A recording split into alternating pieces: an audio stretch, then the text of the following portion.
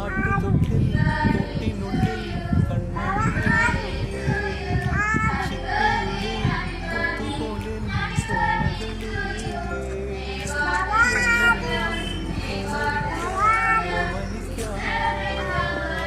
ചക്കരപ്പൻ നെറ്റിയിലോ പൊട്ടുകൊടാ നീ പകരും പുഞ്ചിരികൾ കണ്ടു നിന്നാളിൽ നൂറഴക് നീ പിടഞ്ഞ വേറൊരു സ്കൂളിൽ ഞാൻ കണ്ടിട്ടില്ല കേട്ടോ ഇതേപോലെ ബർത്ത്ഡേ അസംബ്ലിയിൽ വിഷ് ചെയ്യുന്നത്.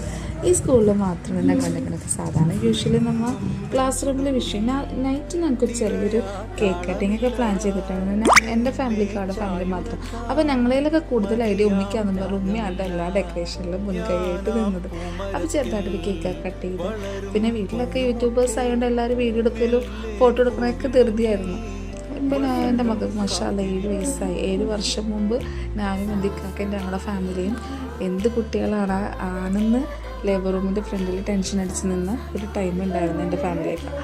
അപ്പോൾ ഫസ്റ്റ് ഡെലിവറി കഴിഞ്ഞപ്പോൾ സിസ്റ്റർ എന്ന് പറഞ്ഞാൽ ഫെബിനെ പ്രസവിച്ചു. ആദ്യത്തേത് ആൺകുട്ടി. അപ്പോൾ ഓട്ടോമാറ്റിക്കലി എല്ലാവരും ചിന്തിക്കുന്നുണ്ട് രണ്ടാമത്തെ പെങ്കൊച്ചായിരിക്കും, രണ്ടാമതും ആൺകുട്ടി. അതെന്തുകൊണ്ടാണ് ആ സിസ്റ്റർ വന്ന് അങ്ങനെ പറഞ്ഞതെന്ന് ഇപ്പോഴും ഞങ്ങൾക്കൊന്നും മനസ്സിലായിട്ടില്ല കേട്ടോ. പക്ഷെ എന്തൊക്കെ പറഞ്ഞാലും മാഷാഅല്ലാ എൻ്റെ മക്കൾക്ക് ആയുസ് ആരോഗ്യവും പഠിച്ചാൽ കൊടുക്കട്ടെ.